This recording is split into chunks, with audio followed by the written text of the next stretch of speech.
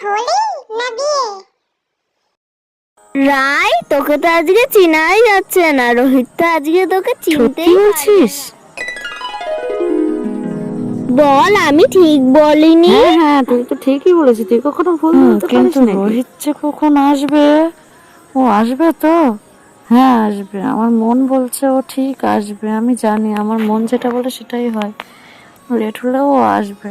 আর ও ছাড়া আমি কারোর হাতেই রং মাখবো না।